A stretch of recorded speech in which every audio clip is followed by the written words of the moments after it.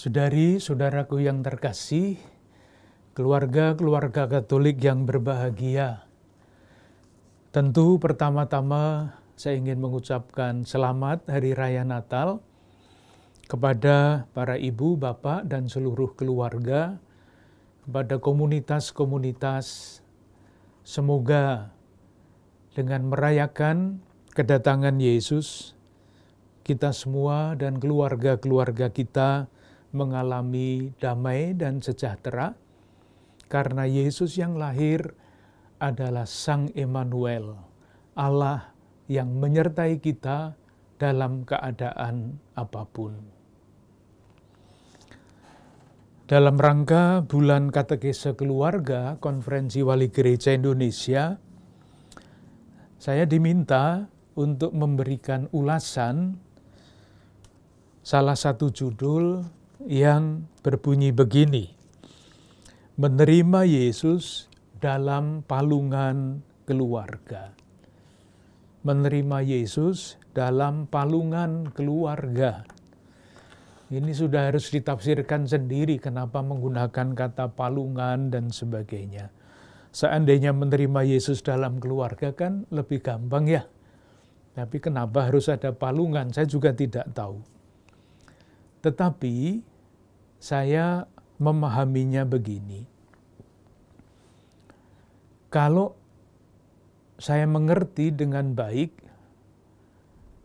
judul ini mengajak kita untuk menyadari kalau Yesus sungguh-sungguh lahir di dalam tanda kurung palungan keluarga, konsekuensinya adalah masing-masing dan semua anggota keluarga mesti menjadi seperti Yesus kecil. Jadi Yesus yang pernah lahir dulu pasti tidak bisa lahir di tengah keluarga. Tetapi yang bisa lahir di tengah-tengah keluarga adalah Yesus kecil seperti sekarang ini. Maksud saya, ya kita semua, entah bapak, entah ibu, entah anak, itu mesti lahir menjadi Yesus kecil pada zaman sekarang di tengah keluarga dan nanti di tengah-tengah masyarakat. Moga-moga penafsiran saya tidak terlalu jauh dari yang diharapkan. Maka pertanyaannya adalah, kalau kita, setiap anggota keluarga itu diharapkan menjadi Yesus kecil yang lahir dan tumbuh di dalam keluarga, lalu Yesus kecil yang kita gambarkan itu wajahnya, wajah dalam arti sangat umum, itu seperti apa? Supaya kita tidak kemana-mana, mempunyai patokan, mempunyai pegangan, saya kutip 2 ayat dalam Injil Lukas, bab 2, ayat 40 dan 52. Bercerita mengenai Yesus yang lahir di dalam keluarga Nazaret dan kemudian bertumbuh. Dikatakan begini, bab 2 ayat 40. Anak itu bertambah besar, menjadi kuat, penuh hikmat, dan kasih karunia Allah ada padanya. Jadi gampangannya, kalau kita, keluarga kita menjadi palungan tempat lahir Yesus, ya kita semua anggota keluarga mesti seperti Yesus ini. Bertambah besar, bukan hanya bertambah besar badannya, tetapi dalam banyak arti, menjadi kuat, dalam arti yang seluas-luasnya, penuh hikmat, dan kasih karunia Allah ada pada kita masing-masing. Demikian juga, kata-kata yang sangat mirip ada pada ayat 52. Dan Yesus makin bertambah besar, dan bertambah hikmatnya dan besarnya, dan makin dikasihi oleh Allah dan manusia. Intinya saya kira seperti itu. Sekarang kita tinggal mengolahnya lebih jauh. Tetapi kalau berhenti sampai di situ sebetulnya juga bisa, karena intinya menurut saya ada di situ. Itu catatan yang pertama, pokok dari pemahaman saya mengenai judul yang diberikan kepada saya. Catatan yang kedua mengenai bahan apa yang bisa kita bicarakan, kita renungkan. Kita bisa berbicara mengambil 2 jalan. Jalan yang pertama, kita bicara mengenai keluarga yang praktis. Maksud saya begini, kita bercerita mengenai cita-cita pendidikan anak misalnya. Atau pembinaan iman anak di dalam keluarga supaya dapat menjadi yang tadi digambarkan, anak pribadi yang penuh hikmat. Nah, saya merasa bahwa hal-hal yang seperti itu sebaiknya dibicarakan di dalam sharing keluarga, berbagi pengalaman konkret mengenai usaha untuk bertumbuh menjadi pribadi-pribadi yang semakin serupa dengan Kristus, menjadi Kristus-Kristus kecil dalam keluarga, untuk masyarakat, untuk gereja. Saya merasa tidak mampu untuk berbicara dalam tataran itu. Sebaiknya keluarga-keluarga sendiri yang bercerita, saling bercerita. Kemungkinan yang kedua adalah membicarakan konsep keluarga yang dapat menjadi tempat Yesus kecil ini lahir dan bertumbuh. Nah, itulah yang ingin saya pilih, dan itu pun sangat terbatas. Bukan konsep mengenai keluarga seperti apa, tetapi saya memilih untuk menarik kesimpulan-kesimpulan dari kitab suci. Moga-moga nanti keluarga-keluarga sendiri yang akan meneruskan, yang akan mengembangkan pemikiran-pemikiran dan mewujudkan gagasan-gagasan itu di dalam keluarga. Nah, dengan catatan itu saya akan mulai dengan judul pokok ini. Keluarga adalah tempat untuk menghayati dan mewariskan nilai-nilai Kristiani. Itu yang ingin saya tawarkan. Jadi, menerima Yesus dalam palungan keluarga, saya mengerti dengan rumusan yang berbeda. Keluarga adalah tempat untuk menghayati dan mewariskan nilai-nilai Kristiani. Mengapa saya katakan demikian? Ada 1-2 alasan. Alasan yang pertama adalah pengalaman yang disampaikan oleh Rasul Paulus kepada Timotius di dalam suratnya yang kedua kepada Timotius, bab 1 ayat 5. 2 Timotius bab 1 ayat 5. Paulus mengatakan begini, "Aku teringat akan imanmu yang tulus ikhlas." Iman Timotius, yaitu iman yang pertama-tama hidup di dalam nenekmu Lois dan di dalam ibumu Eunike, dan yang aku yakini hidup juga dalam dirimu. Menarik membaca ini. Jadi, kalau Timotius yang adalah teman sekerja Paulus beriman, imannya itu ia warisi dari ibunya yang bernama Eunike. Kalau ibunya beriman, itu adalah warisan dari neneknya, ibunya ibu Timotius yang namanya Lois. Maka dari situ jelas sekali bahwa keluarga adalah tempat untuk menghayati dan mewariskan nilai-nilai Kristiani.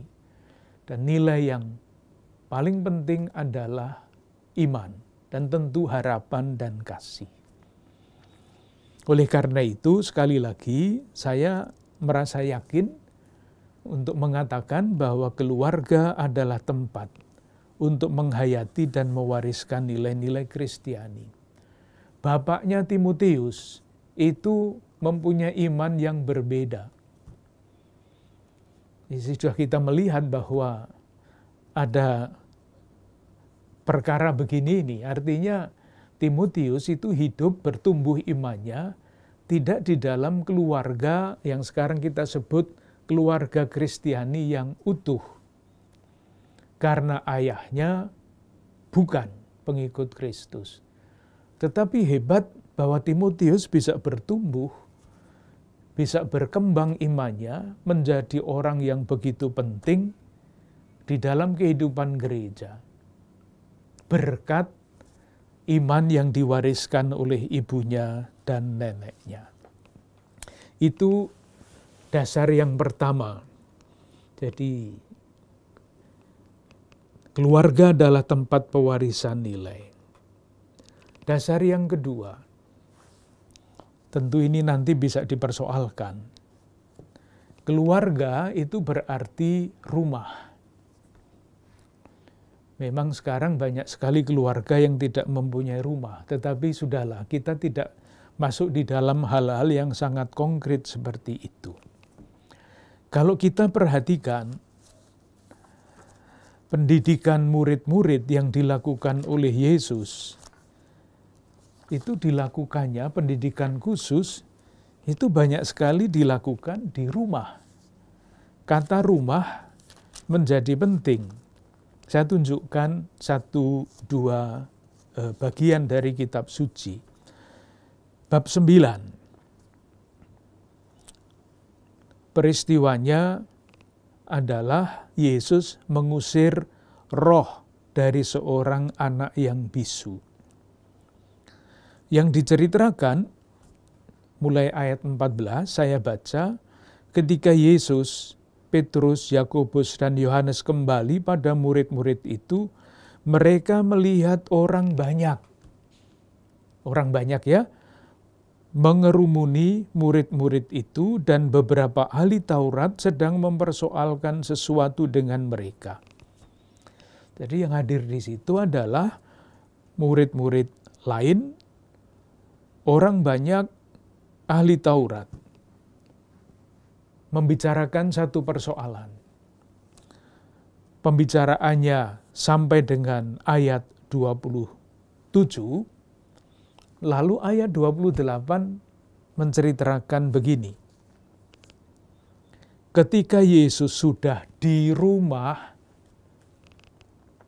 dan murid-muridnya sendirian dengan dia, bertanyalah mereka. Nah, lalu mulai pengajaran khusus untuk murid-murid, mewariskan nilai-nilai. Di mana? Tidak di tempat umum, di rumah. Rumah menjadi sangat penting. Kemudian satu lagi supaya jelas bahwa rumah itu penting. Bab 7. Perintah Allah dan adat istiadat Yahudi. Pada ayat 1 diceritakan begini. Pada suatu kali serombongan orang Farisi dan beberapa ahli Taurat dari Yerusalem datang menemui Yesus. Jadi yang diceritakan adalah ahli Taurat dan orang Farisi. Kemudian ayat 14. Lalu Yesus memanggil lagi orang banyak. Orang banyak. Ayat 17. Sesudah ia masuk ke sebuah rumah untuk menyingkir dari orang banyak, murid-muridnya bertanya kepadanya tentang arti perumpamaan itu.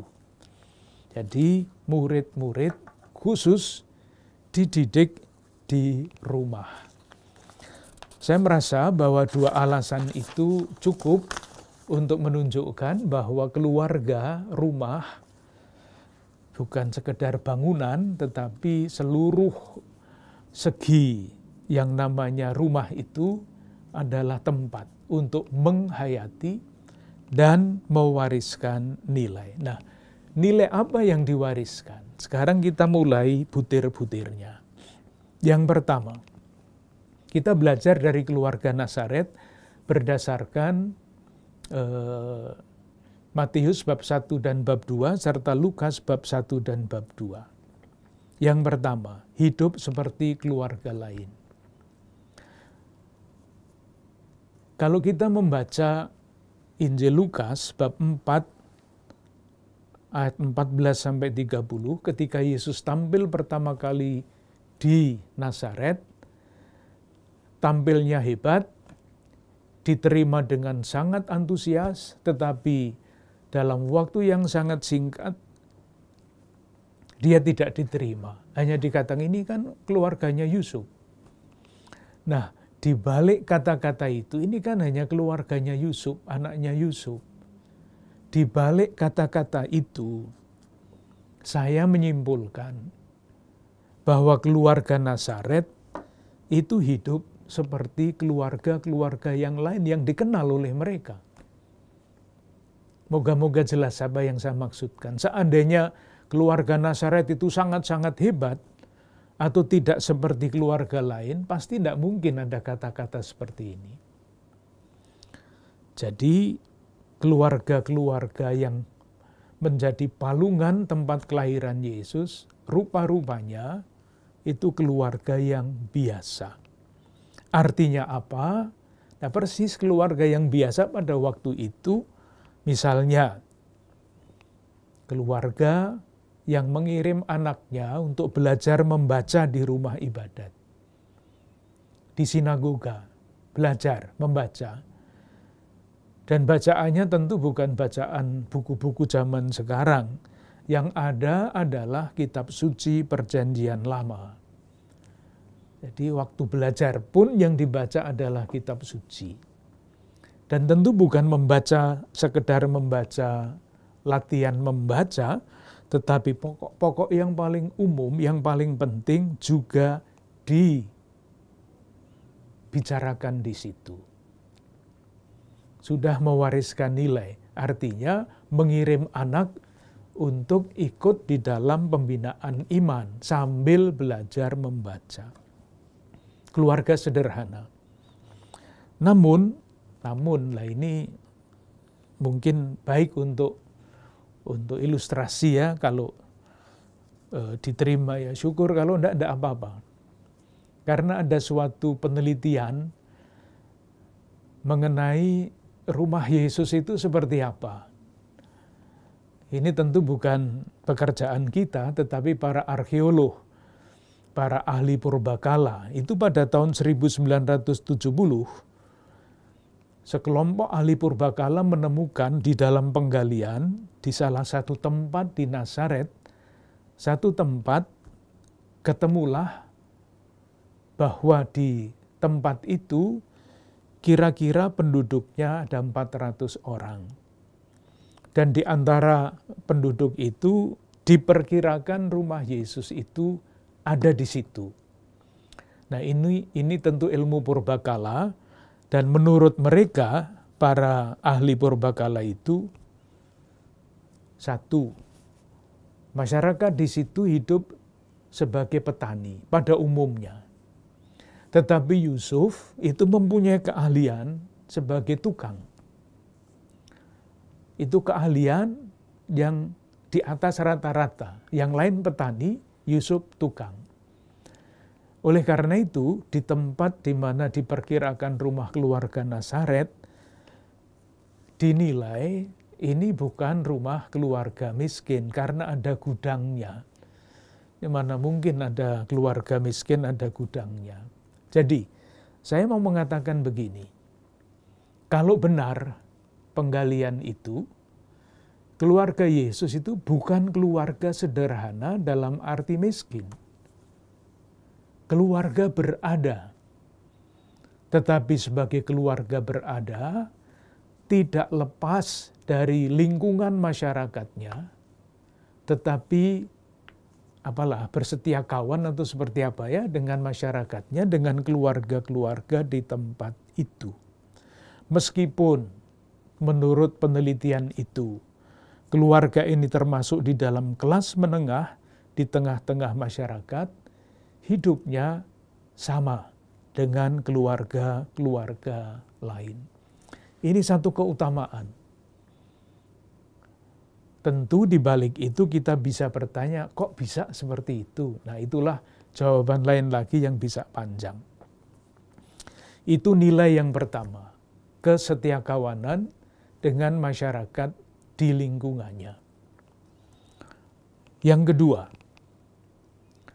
rupa-rupanya di tengah-tengah keluarga Nazaret, salah satu keutamaan yang amat penting adalah ketaatan.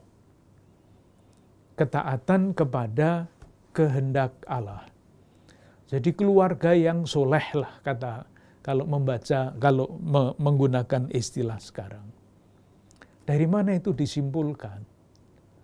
Silahkan membaca kisah kanak-kanak Yesus menurut Matius bab 1 dan bab 2. Sekurang-kurangnya 3 kali dikatakan bahwa malaikat menampakkan diri di dalam mimpi kepada Yusuf.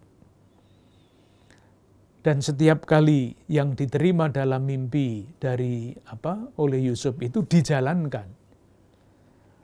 Jangan membayangkan mimpi-mimpi seperti yang kita sering alami.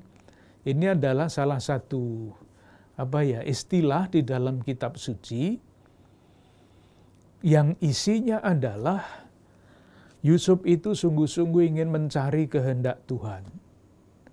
Kalau dia ketemu dengan kehendak Tuhan itu, dia ikut. Nah, dibahasakan dengan bahasa yang lazim pada waktu itu, Yusuf menerima arahan dari Tuhan itu lewat malaikat dalam mimpi. Saya membaca itulah keputusan orang yang taat kepada kehendak Allah. Itulah keputusan pribadi yang seperti dikatakan pada Matius bab 1 ayat 19, orang yang tulus hati. Ketaatan Bunda Maria kita semua tahu, sesudah berdiskusi dengan malaikat, akhirnya dia mengatakan, sesungguhnya aku ini hamba Tuhan. Hamba, taat. Terjadilah padaku menurut perkataanmu. Taat lagi. Demikian juga ketaatan Yesus sangat jelas, baik ketaatan kepada orang tuanya maupun ketaatannya kepada Allah Bapanya. Ada satu hal yang mungkin baik untuk dilihat, yaitu di dalam Injil Lukas bab 2 ayat 51. Di dalam teks kita, ayat itu berbunyi begini, lalu ia pulang bersama-sama mereka ke Nazaret, dan ia tetap hidup dalam asuhan mereka. Yesus hidup di dalam asuhan mereka. Itu kalau dibahasakan dengan cara lain, bisa berbunyi, ia patuh kepada mereka, ketaatan. Yang berikutnya, yang ketiga. Yang ketiga adalah kesediaan untuk melayani. Kesediaan untuk melayani. Di dalam kisah Injil Lukas, ketika menerima kabar gembira dari malaikat, Maria mengatakan, aku ini hamba Tuhan. Jangan salah mengerti. Hamba itu adalah gelar kehormatan. Namanya hamba. Tetapi itu adalah gelar kehormatan. Bukan kehormatan yang berarti gengsi, bukan itu. Tetapi kehormatan yang menjadi tanda kerelaan, kesiapsediaan untuk menjalankan kehendak Allah. Jadi orang-orang seperti Musa, seperti Abraham, itu diberi gelar hamba. Bukan bos, atau bukan apalah yang seperti itu, tetapi gelarnya hamba. Nah, gelar hamba ini selain dikatakan eksplisit oleh siapa? Oleh Bunda Maria, kerelaan untuk melayani itu bisa kita baca juga dengan cara ini. Kalau kita membaca Injil Lukas bab 1 dan bab 2, itu ada perbandingan, ada pembandingan. Dari satu pihak Yesus, ibunya Maria,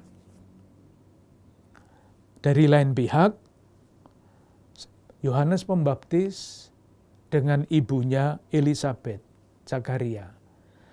Jadi Zakaria juga menyanyi, Bunda Maria menyanyi. Tetapi berita-berita mengenai Bunda Maria dan Yesus jauh lebih penting, jauh lebih panjang daripada berita tentang Yohanes Pembaptis, Zakaria dan Elisabet. Artinya apa? Bisa ditafsirkan bahwa Bunda Maria itu mempunyai kedudukan yang lebih penting dibandingkan dengan Elisabet. Tetapi ini cara berpikir biasa ya. Maria justru yang mengunjungi Elisabet. Bisa dibayangkan, kalau ada komandan yang mengunjungi anak buahnya, itu istimewa. Seperti itu kira-kira. Jadi yang mau turun ke bawah untuk melayani. Kerelaan Yusuf itu tampak di dalam kesediaannya untuk menjadi ayah bagi Yesus dan suami bagi Bunda Maria. Itu nilai yang ketiga, kerelaan untuk merendahkan diri dan melayani. Nilai yang keempat, penderitaan yang mendewasakan. Kita simpulkan dari Injil Lukas bab 2 ayat 29 sampai dengan 35. Kidung Simeon. Kidung Simeon mengatakan, sekarang Tuhan biarlah hamba-Mu berpulang dan selanjutnya. Tetapi kemudian pada ayat berikutnya, lalu Simeon ayat 34 memberkati mereka dan berkata kepada Maria ibu anak itu, sesungguhnya anak ini ditentukan untuk menjatuhkan atau membangkitkan banyak orang di Israel, dan untuk menjadi suatu tanda yang menimbulkan perbantahan, dan suatu pedang akan menembus jiwamu sendiri. Jadi Yesus akan menjadi tanda perbantahan, dan pasti ini tidak menyenangkan, dan sebilah pedang akan menembus Bunda Maria, jiwa Bunda Maria. Kita semua tahu salah satu gelar dari Bunda Maria adalah Bunda yang berduka. Silahkan membayangkan seorang ibu yang mengikuti anaknya diperlakukan sejak awal sengsaranya sampai ke Gunung Golgota. Penderitaan. Tapi penderitaan itu tidak menghancurkan. Penderitaan itu membuat orang semakin berhikmat kalau memakai kata-kata dalam kitab suci. Kita semua tahu, sama penderitaan itu bisa membuat orang hancur, tetapi penderitaan juga bisa membuat orang kuat. Nah, penderitaan itu mendewasakan. Yang berikutnya adalah doa yang menjernihkan pengalaman. Doa yang menjernihkan pengalaman. Doa yang seperti apa itu? Kita semua tahu, Maria mengidungkan doa yang sangat terkenal itu, Kidung Maria Magnificat. Buahnya apa? Buahnya misalnya dapat kita temukan pada Injil Lukas bab 2 ayat 51. Lalu ia pulang bersama-sama mereka ke Nazaret.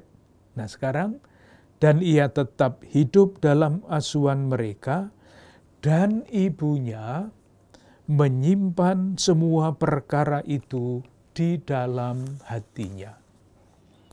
Jadi peristiwa ini mengakhiri peristiwa Yesus yang pada umur 12 tahun dalam bait Allah hilang. Lalu ada percakapan antara Yesus dan orang tuanya. Yesus menjawab, "Mengapa kamu mencari aku? Tidakkah kamu tahu bahwa aku harus berada di dalam rumah Bapakku?" Nah, ketika Yesus menjawab seperti itu, dikatakan ibunya, mereka tidak mengerti apa yang dikatakannya. Tidak mengerti maksud jawaban. Jawaban itu perlu direnungkan, perlu diendapkan.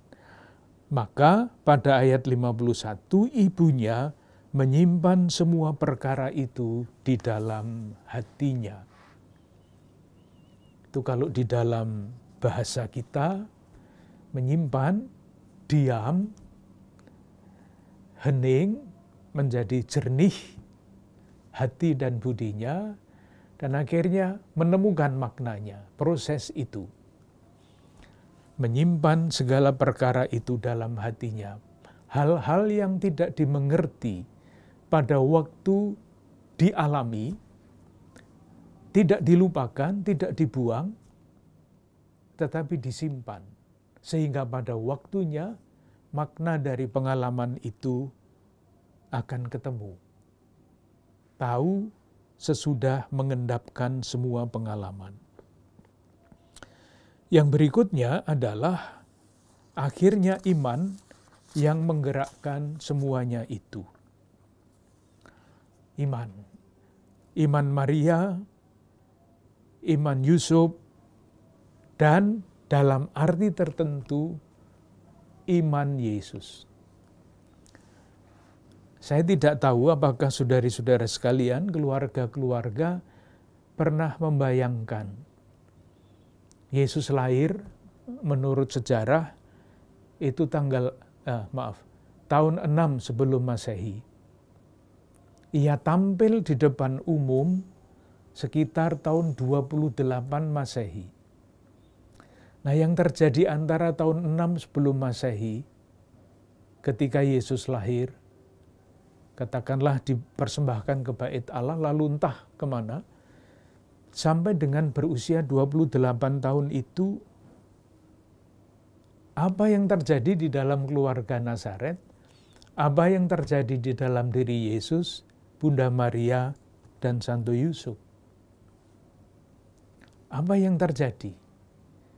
Saya membayangkan selama masa tanda petik hidup yang tersembunyi Yesus itu, yang terjadi adalah tadi pewarisan nilai-nilai di dalam keluarga oleh orang tuanya. Dan nilai-nilai yang mana? Yaitu tadi yang kita daftarkan. Saya ingin masih menambah satu lagi berdasarkan wawancara antara malaikat dan Bunda Maria. Ketika Bunda Maria menerima kabar gembira. Ini ayat 28 dari bab 1. Ketika malaikat itu masuk ke rumah Maria, ia berkata, "Salam, hai engkau yang dikaruniai, Tuhan menyertai engkau." Ini kata ini. Tuhan menyertai engkau. Saya membayangkan Bunda Maria sebagai pribadi yang dibesarkan di dalam Perjanjian Lama, ini mengerti persis apa artinya janji menyertai. Kalau kita memahaminya tanpa latar belakang Perjanjian Lama, disertai itu senang sekali. Sama dengan Tuhan menyertai engkau, Tuhan sertamu, dijawabnya dan sertamu juga. Kalau kita paham arti kata menyertai, Saya membayang-bayangkan ya, kalau saya mendengar Tuhan menyertai engkau, mungkin jawaban saya nanti dulu. Karena apa? Karena janji penyertaan Tuhan itu berarti dibawa ke tempat yang tidak jelas. Itu sama dengan tanda tangan blanko kosong. Mengapa saya katakan demikian? Coba ingat Musa. Kan Musa ketika ragu-ragu, Tuhan mengatakan, aku menyertai engkau, jangan takut, menyertai. Tapi nasib Musa seperti apa coba? Ia membawa umat Allah perjanjian lama menyeberang tanah padang gurun menuju tanah terjanji. Apa yang dialami di situ? Diberontak oleh umatnya, ragu-ragu dan sebagainya. Dan yang terakhir, sesudah dia membawa dengan segala macam penderitaannya, apa dia bisa masuk tanah terjanji? Diizinkan apa enggak? Tidak. Itu tanda petik pengalaman pribadi yang disertai oleh Allah. Kayak begitu itu.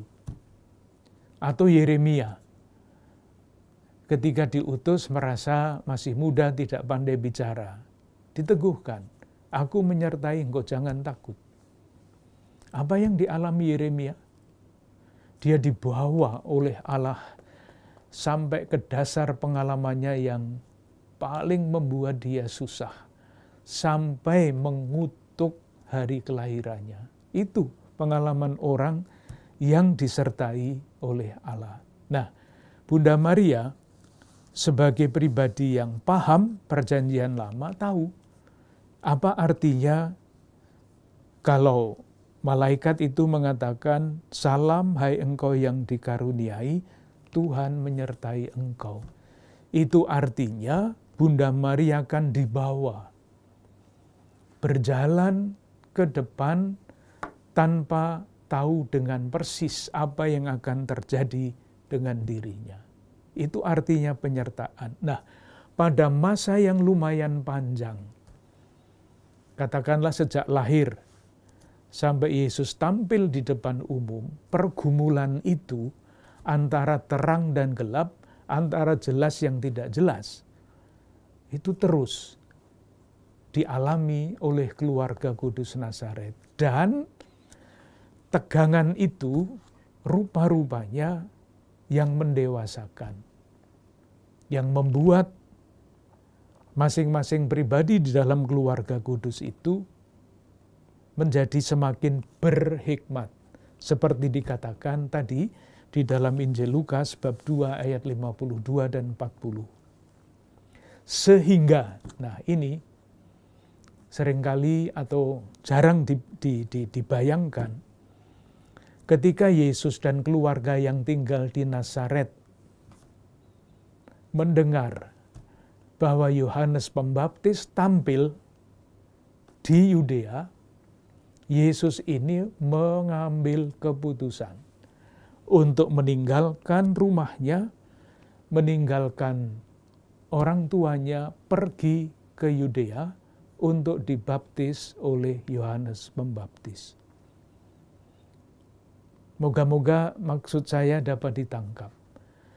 Jadi dari pengertian menyertai, Tuhan menyertai dalam faham Alkitab antara lain, pribadi yang disertai oleh Allah itu akan dibawa ke tempat yang tidak jelas. Maria menerima itu.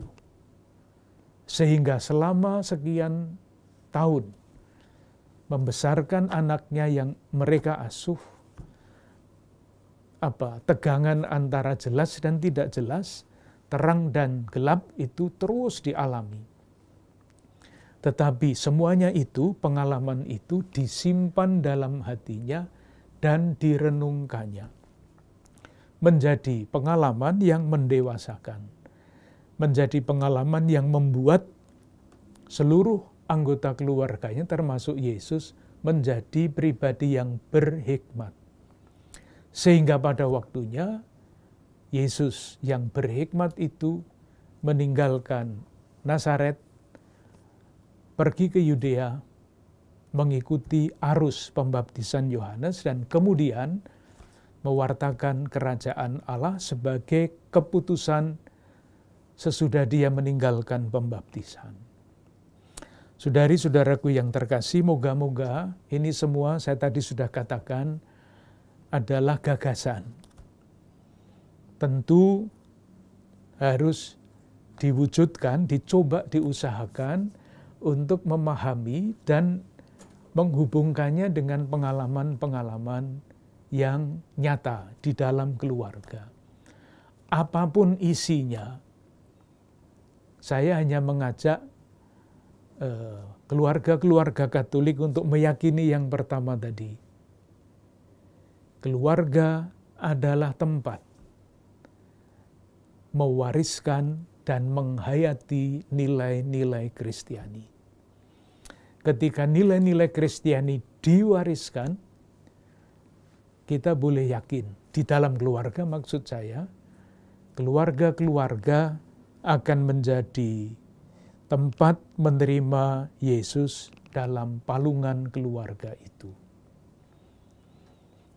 Moga-moga dengan demikian kita saling mendoakan, semoga setiap anggota keluarga di dalam keluarga-keluarga kita bertumbuh menjadi Yesus-Yesus kecil yang lahir, yang hari ini kelahirannya kita rayakan, sehingga kita dapat diutus melanjutkan karya Yesus, berkeliling sambil melakukan pekerjaan baik. Sekali lagi selamat Hari Raya Natal, selamat menyambut Tahun Baru.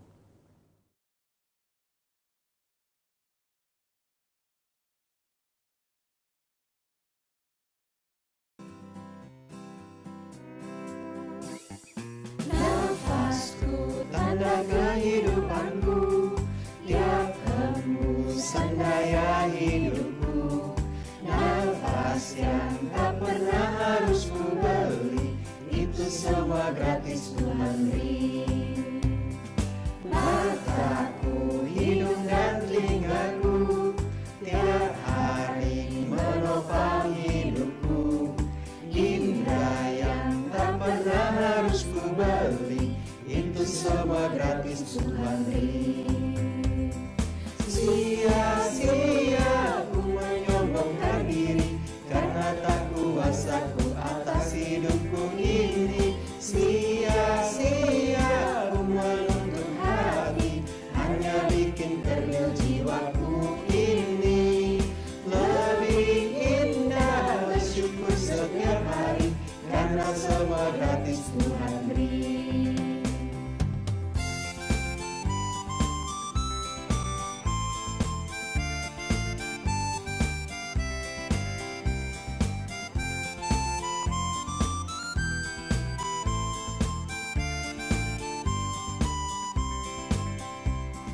Nafasku, tanda kehidupanku, tiap hembusan daya hidupku. Nafas yang tak pernah harus ku beli, itu semua gratis Tuhan beri. Mataku, hidung dan telingaku, tiap hari menopang hidupku. Indra yang tak pernah harus ku beli, itu semua gratis Tuhan beri. Sia-sia ku menyombongkan diri, karena tak kuasa ku atas hidupku ini. Sia-sia ku menuntut hati, hanya bikin kerdil jiwaku ini. Lebih indah bersyukur setiap hari, karena semua gratis Tuhan beri. Sia-sia ku menyombongkan diri, karena tak kuasa ku atas hidupku ini. Sia-sia ku menuntut hati, hanya bikin kerdil jiwaku ini. Lebih indah bersyukur setiap hari, karena semua gratis Tuhan beri. Karena semua gratis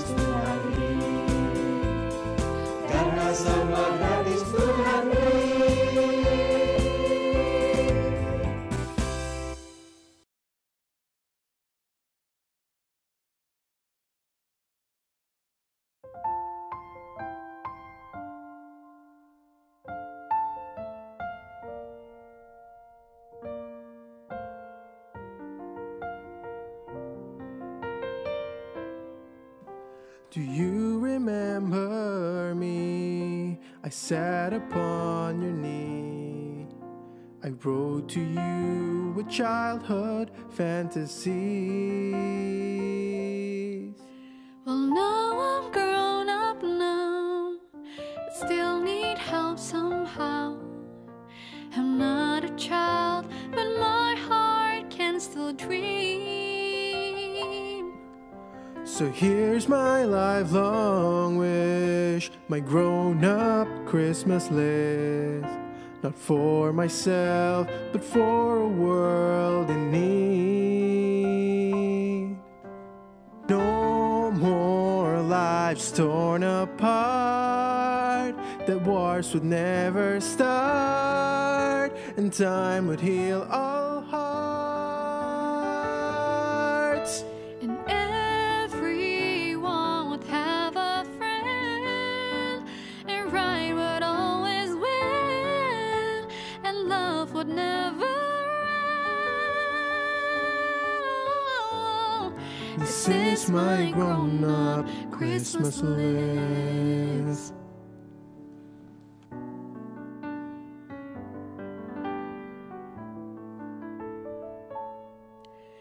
As children we believe the grandest sight to see was something lovely wrapped beneath the tree.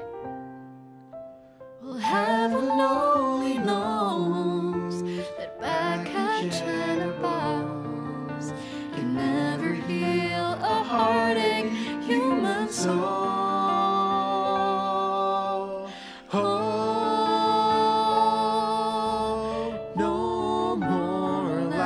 Torn apart, that wars would never start, and time would heal all hearts, and everyone would have a friend, and right would always win, and love would never end. This is my grown-up Christmas list. What is this illusion called? The innocence of youth. Maybe only in our blind belief can we ever find the truth.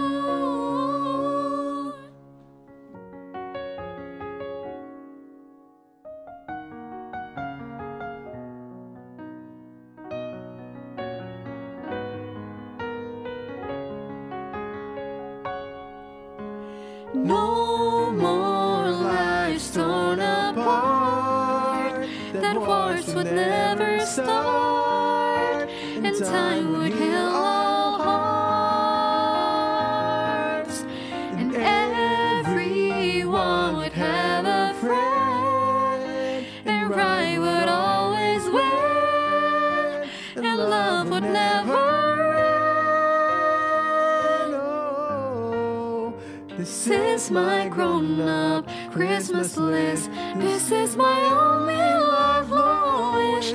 This is my grown-up Christmas list.